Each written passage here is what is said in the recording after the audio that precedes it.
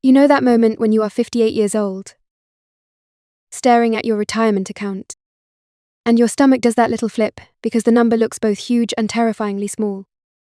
At the same time, 30 years of being told you're going to outlive your money, that you'll be eating cat food by 80, that every dollar you spend in retirement pushes you one step closer to disaster. Here is where the story falls apart.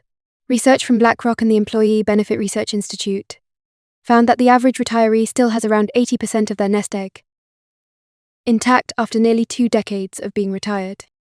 And more than a third of them keep growing their wealth deep into their 80s. The real question isn't whether you'll run out of money. For most people, the question becomes why retirees keep getting richer when they're supposed to be spending it all down. I'm Evelyn, and I spend a probably unhealthy amount of time reading retirement studies. So you don't have to. The data on this genuinely surprised me. So let's talk about why the money keeps growing long after the paychecks stop. Picture retirement as a reservoir. For 40 years you've been pumping water into it through your job, your 401k, and your house. The whole fear around retirement assumes that the moment you stop pumping, the reservoir starts draining, and you're racing the clock before it runs dry. What the research actually shows is that for most retirees, the reservoir doesn't drain. The water just sits there, and in plenty of cases, rainfall from other sources keeps filling it faster than they're scooping it out. The first reason this happens borders on laughably simple. Working costs an absurd amount of money, and I don't think any of us appreciate how much we shell out just to show up to a job every day. Commuting eats your gas and your car. Wardrobes have to be maintained. Lunches grabbed because you didn't pack one. Coffee bought. Dry cleaning picked up. After work drinks attended out of obligation. More than enthusiasm. Childcare, dog walkers, house cleaners, takeout dinners, because nobody had energy left to cook by 7 p.m. All of it adds up into a hidden tax on having a paycheck. The day you retire, a huge chunk of that evaporates. According to the J.P. Morgan Guide to Retirement, average household spending declines from the early part of retirement and then tends to flatten out, which means people aren't living worse. They've just stopped paying the enormous invisible tax of being employed. Housing is the next piece, and this one is massive. Roughly 78% of Americans over 65 own their home, and Census Bureau data shows nearly 40% of owner-occupied homes in the US are now owned free and clear with no mortgage attached. Think about what that means in practical terms, because the single biggest expense for most working-age adults, the mortgage payment, simply disappears. The house itself keeps appreciating in the background, and Federal Reserve data puts baby boomers on top of roughly $17 trillion in home equity. That isn't theoretical money sitting in a spreadsheet. That is water flowing into the reservoir while they sleep. Social Security stacks on top of all of it. The average retired worker collects somewhere around $1,980 a month in 2025, and the benefit gets a cost of living bump every year, including a 2.8% raise that landed this January. For a lot of retirees, that monthly check combined with a small pension and maybe some part-time income covers the basic monthly nut, which leaves the retirement accounts they were so afraid of touching untouched, compounding quietly, making them richer while they're at the grocery store clipping a coupon for canned tomatoes. Here is where it gets genuinely interesting. The stock market doesn't stop working the day you stop working.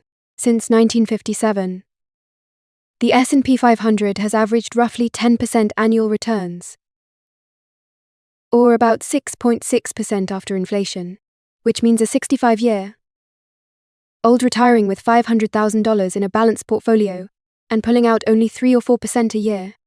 Because Social Security covers most of the bills, is often earning more than they re-withdrawing. The reservoir fills faster than it drains. And that isn't magic. That is just math. Before we get into the stranger psychological reasons this happens, I want to ask one quick thing. If this is the kind of breakdown you actually find useful. The kind where we look at what the data really says, instead of what the financial fear machine wants you to believe. Hit subscribe. The algorithm is brutal on channels that talk about real numbers instead of doom. And your subscription genuinely keeps videos like this from disappearing into the void. That is it. Back to the good stuff. We've covered the mechanical reasons, lower expenses, paid off houses, social security, market growth, all of it stacked together. There is another force at work that is much stranger, and this is the part most people miss. Retirees are terrified to spend their own money.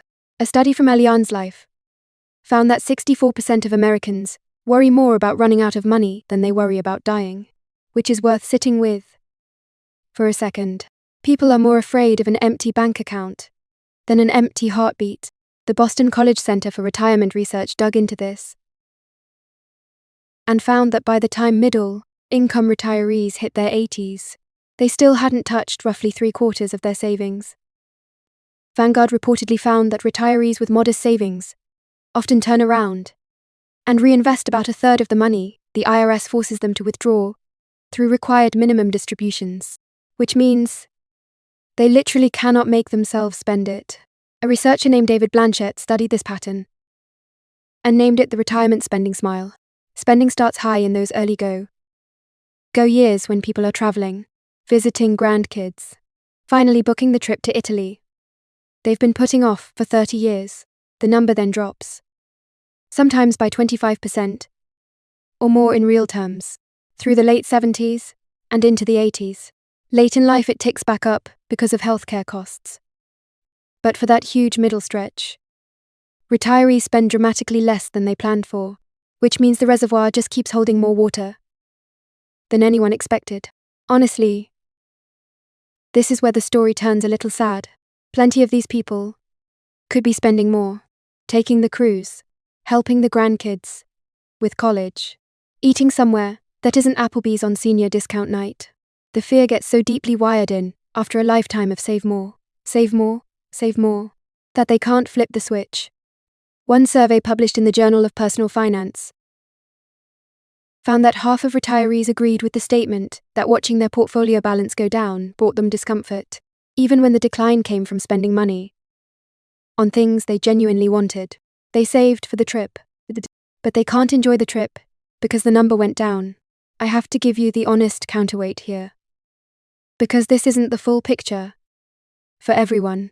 The retirees get richer story mostly holds up for people who entered retirement with a reasonable cushion and a paid-off house.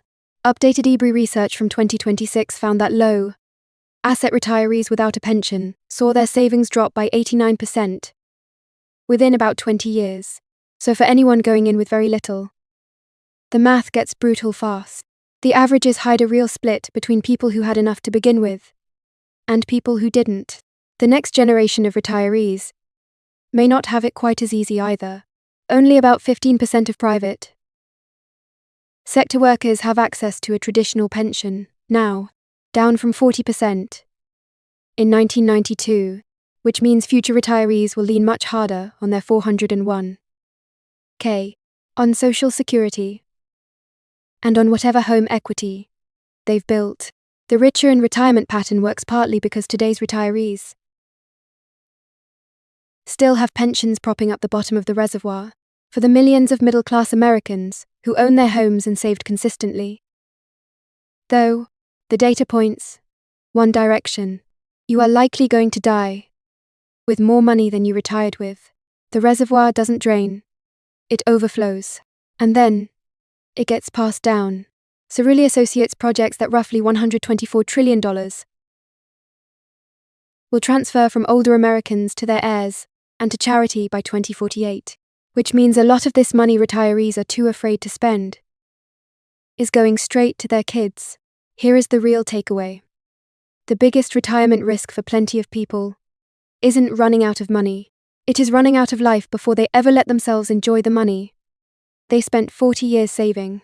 The reservoir is full, and the only question left is whether you ever let yourself take a drink. I'm genuinely curious which side you fall on.